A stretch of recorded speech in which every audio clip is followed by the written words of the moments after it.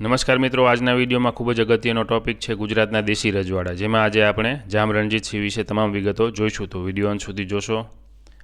રણજીતસિંહનો જન્મ તારીખ 10/9/1872 થયો હતો. જામનગરના 19માં શાસક હતા. તેઓનો અભ્યાસ રાજકોટની રાજકુમાર કોલેજ અને ઇંગ્લેન્ડની કેમ્બ્રિજ યુનિવર્સિટીની ટ્રિનિટી કોલેજમાં થયો હતો. તેઓ બેરિસ્ટર એટ લો થયા હતા. તેઓ વિશ્વકક્ષાના મહાન ક્રિકેટર હતા. તેમણે 1895થી 1904 સુધીમાં વિદેશમાં રહી ક્રિકેટ રમ્યા હતા. તેમનું હુલામણું નામ જામ રણજી હતું. તેઓએ ઉચ્ચ શિક્ષણ અને વિશ્વના દેશોમાં ફર્યા હોવાથી તેમણે જામનગરને આધુનિક બનાવી સૌરાષ્ટ્રનું પેરિસ ઉપનામ અપાવ્યું હતું. તેમણે રસ્તાઓ અને અનેક ઇમારતો બનાવી હતી, જેમાં Vibhavilas, Jamvilas, Amarvilas, Irwin hospital, solarium, Sajuba girls high school, market, Sumer club, railway station, cricket bungalow, 3 બાવલા જેમાં જામ રાવળ, જામ રણજી અને મોન્ટેગ્યુ, રણજીત સાગર ડેમ અને ઘનશ્યામ બેંક વગેરેનો સમાવેશ થાય છે. તેમણે વહીવટમાં પણ ઘણા ફેરફાર કર્યા.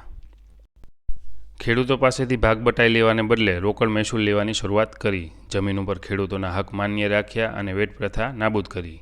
ખેડૂત રાહત ધારો લાગુ કર્યો. ખેતીની સાથોસાથ વેપાર વાણિજ્ય ક્ષેત્રે ખૂબ જ અગત્યનું કાર્ય કર્યું હતું, જેમાં બેડી બંદર અને રેલવે વિકસાવવા જેવા કાર્યો કર્યા હતા. ઈસવીસન 1911માં પ્રાથમિક શિક્ષણ અને ઈસવીસન 1916માં માધ્યમિક શિક્ષણ મફત બનાવ્યું.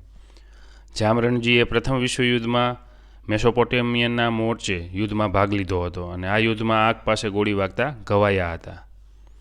બ્રિટિશ સરકારે તેમને માનદ મેજર અને માનદ લેફ્ટનન્ટ કર્નલની પદવીઓ અને KCSI અને GCSI અને GBEના ખિતાબો આપ્યા હતા. તેઓ 3 વાર જીનીવામાં લીગ ઓફ નેશનની બેઠકમાં હાજરી આપવા ગયા હતા.